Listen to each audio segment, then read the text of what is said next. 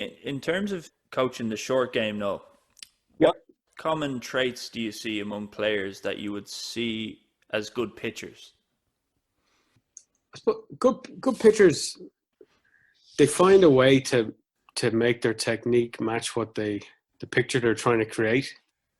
So one thing I've learned that that there's no one size fits all. It's a bit like a golf swing.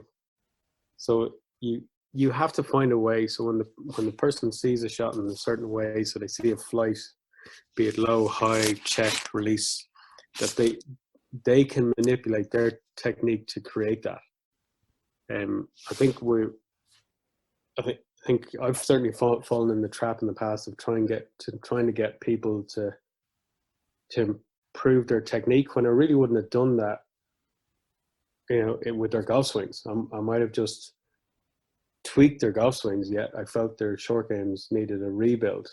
When actually we just needed a couple of adjustments to make the club interact with the ground a little better. So then they were a little better placed to have that matchup, so that their technique could match what they're trying to produce. A lot of good amateurs try and find a consistent way to flight their wedges lower. Is this necessary in your opinion, and why? It's, I suppose, say we look at, the perfect 7 iron or that, right? So you look at it's got an optimum spin and it's got an optimum height and all that sort of things. But if you think about it, you've hit a lot of non-perfect 7 irons that have gone pretty close. So I think we gear ourselves for the ultimate wedge shot, when in actually the amount of times you're required to hit the ultimate wedge shot in a year, in a whole season, you might be able to count on one hand. So there's if you can't quite get that flight or that much spin, there's always going to be a way to, if you can get brilliant at judging your distances.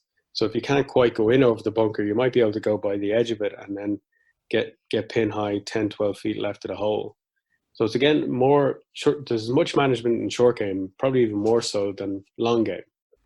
And you could spend so much time trying to get this perfectly spun shot, and you may never get it. Remember that we're, as models for this shot, we're looking like at, a super small sample size of elite players. Like you're looking at Luke Donald, Abraham Answer, Brett Rumford, guys that can put this much spin on the golf ball and keep it that low.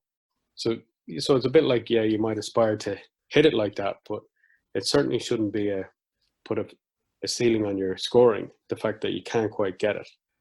So like it's a bit like back to Majimsi, you should be able to manage that. And where I see guys who do that successfully, they might have a superpower somewhere else. So there might be, like for Majimsi, it was long irons, so that was his superpower. So he added value to his round there, and he just didn't make his wedges. He didn't make them a reverse gear. They were probably just a neutral, but he certainly didn't make them a reverse gear because he kind of managed his way around them.